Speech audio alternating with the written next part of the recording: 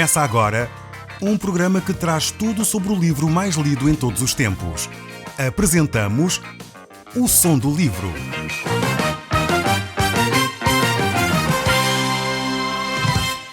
Seja muito bem-vindo. Neste podcast vai encontrar o livro mais conhecido e lido em todo o mundo. Vamos levá-lo numa viagem pela história da humanidade. Este é um audiolivro para si, para a sua família e sociedade em geral. Contextualização e comentários de Paulo Chaveiro. Nós estamos a olhar para o livro de Levítico, no Velho Testamento. E vamos hoje no capítulo 2 deste mesmo livro. Nós vamos ver algumas ofertas que vão ser feitas neste livro. E iremos tentar perceber como é que elas se relacionam com a pessoa de Jesus e como é que elas se relacionam também com a nossa vida. O que é que este texto, escrito há tantos milhares de anos, tem a ver com a sua e com a minha vida? Nós já vimos que ele fala acerca de ofertas. Vimos que as primeiras 3 ofertas falam sobre a pessoa de Jesus Cristo. São ofertas chamadas de aroma agradável. As 2 últimas ofertas aqui são consideradas ofertas de manjar, que olham e apontam para a humanidade de Cristo. Digamos assim que a grande diferença entre esta oferta aqui de holocausto, que revela a pessoa de Cristo, a morte de Cristo, e a oferta de manjar tem a ver com a humanidade de Jesus Cristo. Ela aponta em 2 sentidos diferentes da vida de Jesus. Enquanto a oferta de holocausto aponta para a morte, a oferta de manjar aponta para a vida, para a humanidade de Jesus.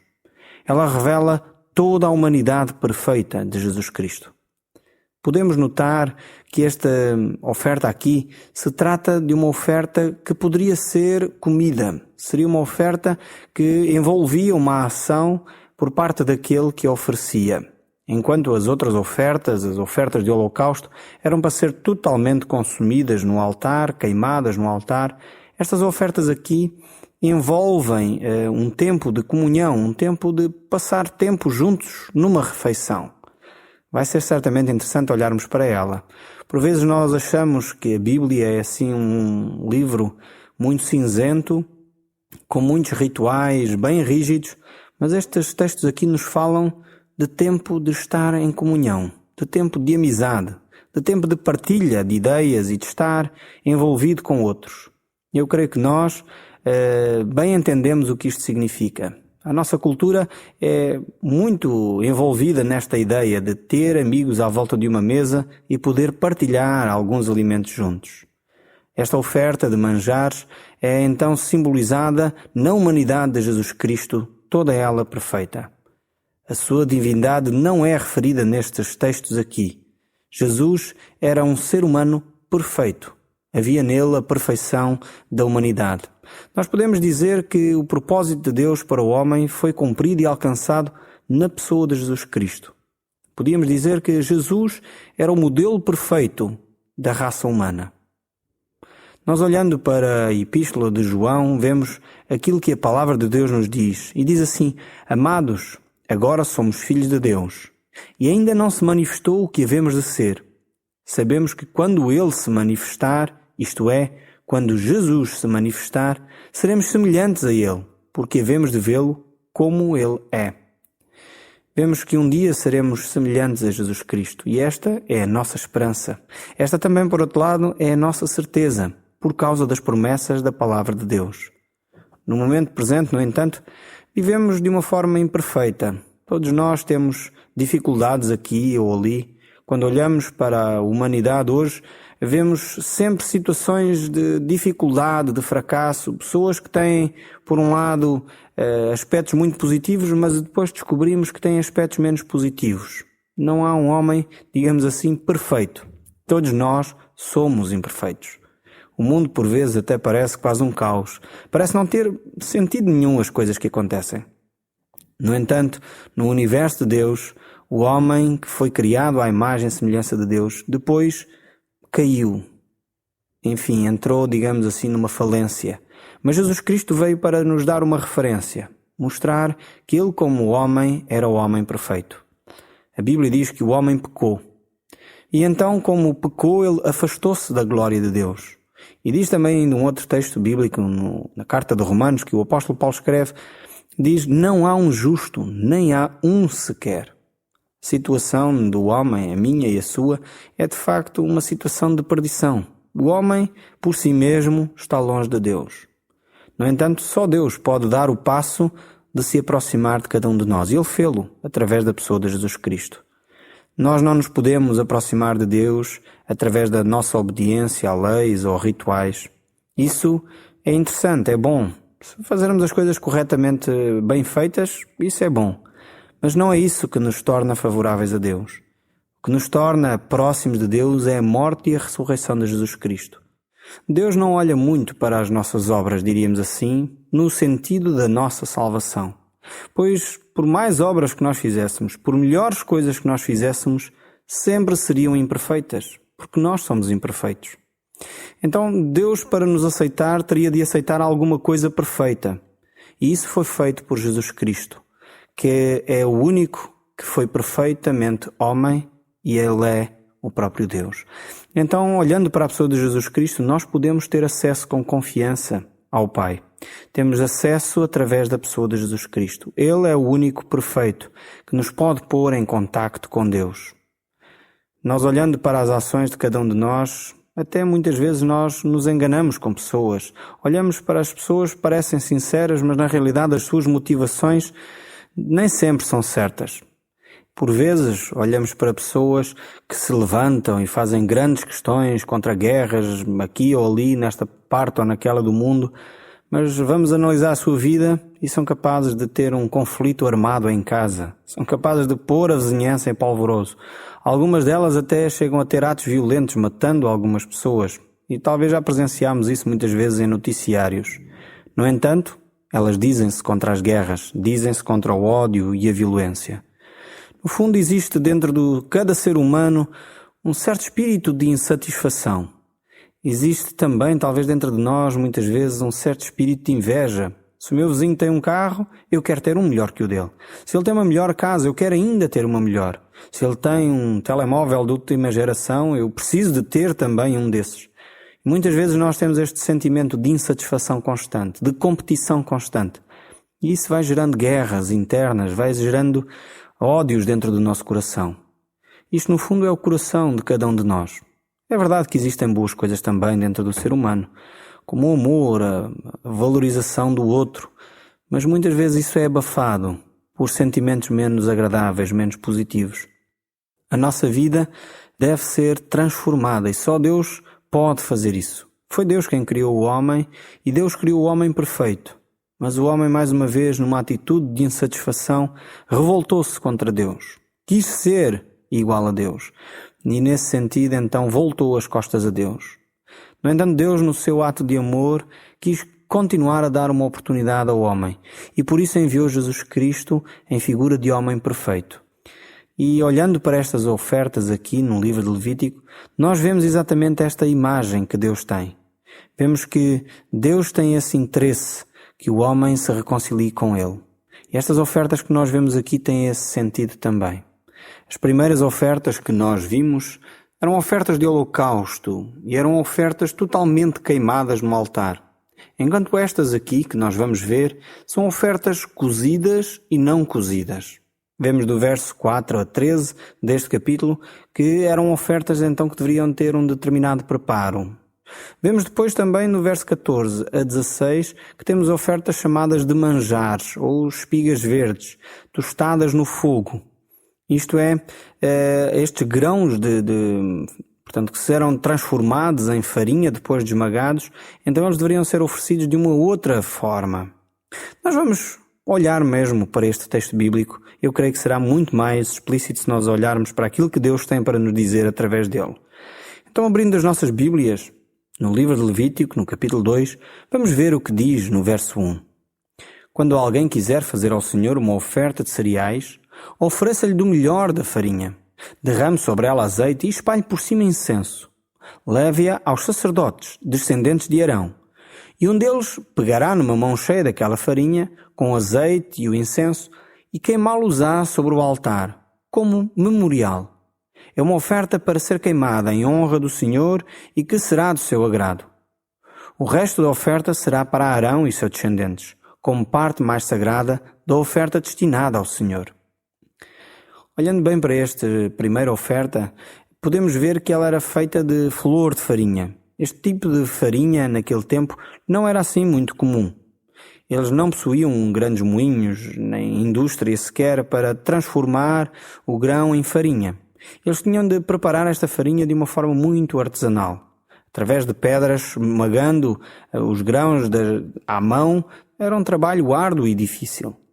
Para este fim religioso aqui, a flor da farinha tinha de ser da melhor qualidade possível. E isto é a primeira lição que eu creio que nós podemos tirar para nós. Infelizmente, nós vemos que muitas vezes as pessoas dão para Deus aquilo que sobra. Tenho isto aqui, não me faz falta, então damos para Deus. Este texto mostra-nos que nós devemos dar o nosso melhor para Deus. Isto é algo que deveria estar em nosso coração. Se de facto Deus é Deus, se de facto Deus é aquele que diz ser, nós não deveríamos tratar com Deus de uma forma desprezível. Deus requer de nós que nós possamos dar o melhor do nosso tempo, o melhor dos nossos talentos, aquilo que nós somos, pudéssemos dar a Deus. É isso que também nós podemos ver em relação à personalidade de Jesus Cristo, que era perfeita. Ele era, digamos assim, um ser humano normal, pois o nosso pecado transformou-nos, no fundo, num ser humano anormal. Nós transformámo-nos em algo imperfeito. No entanto, Jesus Cristo era de facto esse ser humano perfeito. Esse ser humano que era o modelo que Deus tinha para cada um de nós. E esta farinha aqui mostra-nos também esse tipo de relação. Esta oferta de manjares fala-nos a respeito desta humanidade de Jesus, esta normalidade e perfeição da humanidade que Jesus Cristo revelava em si mesmo. Sempre precisamos de olhar e lembrar de como grandes heróis da Bíblia eram de facto esses seres humanos, entre aspas, anormais, esses seres humanos imperfeitos, como todos nós somos. Talvez está lembrado de Sansão, se calhar até já viu alguns filmes onde retratam esta vida de Sansão, um homem com uma força extraordinária, alguém que fisicamente era exemplo. No entanto, olhando para o seu caráter, para a sua maneira de ser, vemos que ele era uma pessoa com vontade fraca. Por isso ele foi enganado por aquela mulher. Era um homem que não conseguia, no fundo, vencer-se a si mesmo. Por outro lado, podemos pensar, talvez, num daqueles grandes heróis da fé. Estava a pensar no apóstolo Paulo, um gigante da fé. No entanto, ele próprio diz, nas suas cartas, nos textos que ele nos deixa, que ele tinha algum problema físico. Pensamos nós, alguma enfermidade nos olhos. Ele usa uma expressão dizendo que ele tinha um espinho na carne. E em outro texto ele diz que escreve com grandes letras, dando-nos a entender que a sua visão não era lá grande coisa. Podemos ver então que, se por um lado ele era um homem espiritualmente bem, em termos físicos, ele não conseguia, tinha algumas dificuldades. No fundo, era como cada um de nós, imperfeito também.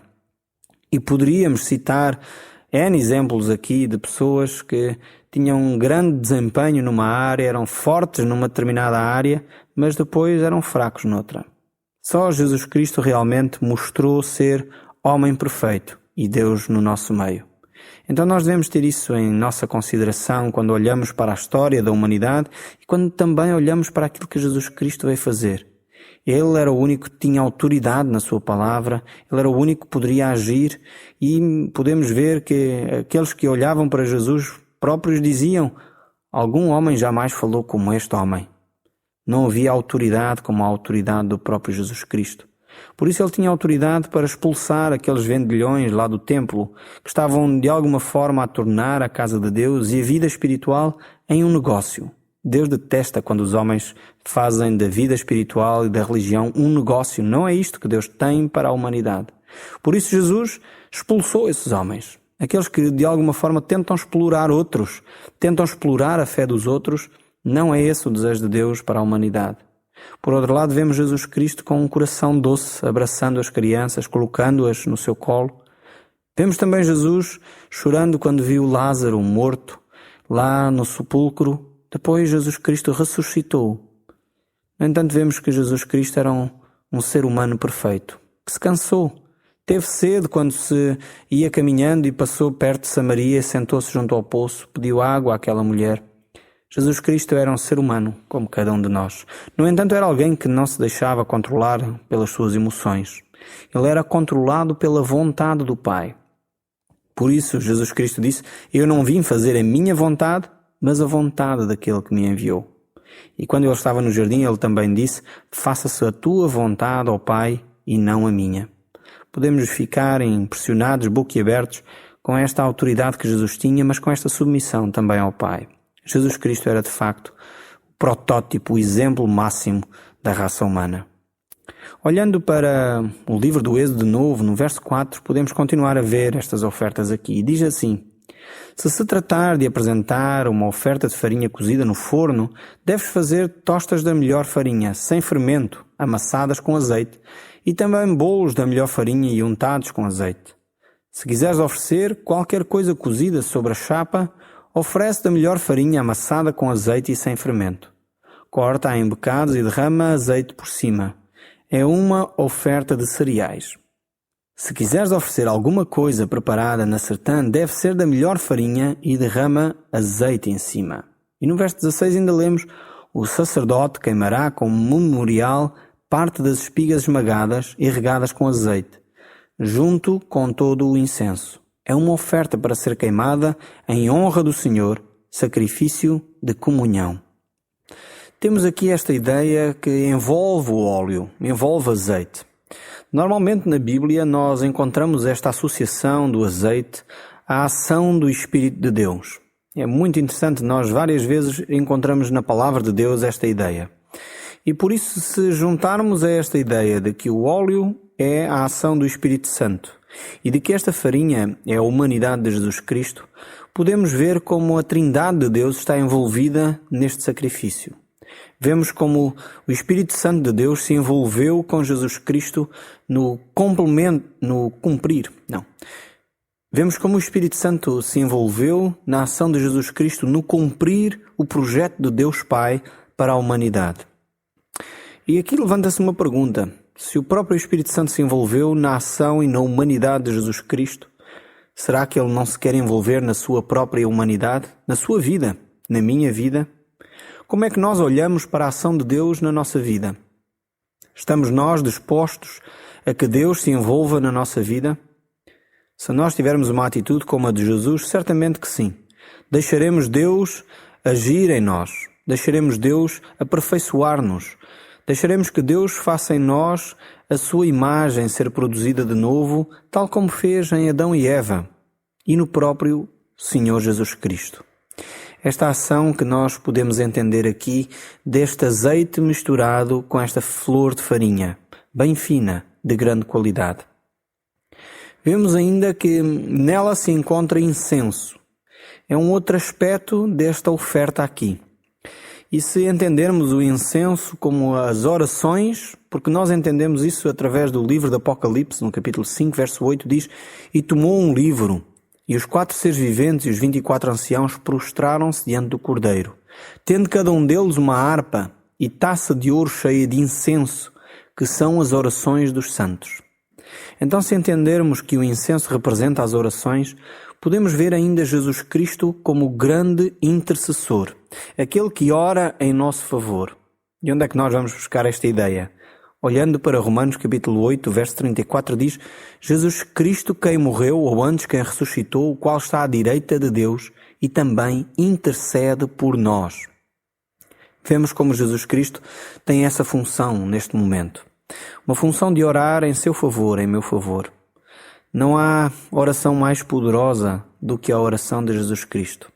Então podemos ver que esta oferta aqui tem um simbolismo muito forte, um simbolismo bem poderoso, em que a pessoa de Jesus Cristo está envolvida, em que a ação de Jesus Cristo está envolvida, em que o próprio Espírito Santo de Deus é envolvido nesta oferta.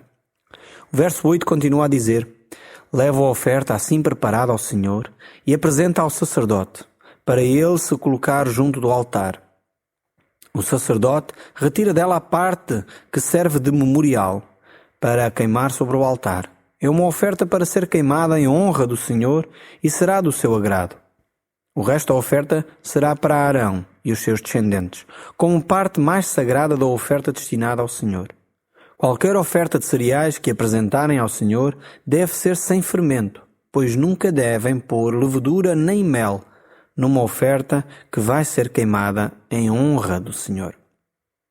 Vemos que esta oferta era uma oferta especial e que a parte mais sagrada deveria ser destinada ao sacerdote e aos seus descendentes, diz este texto no verso 10.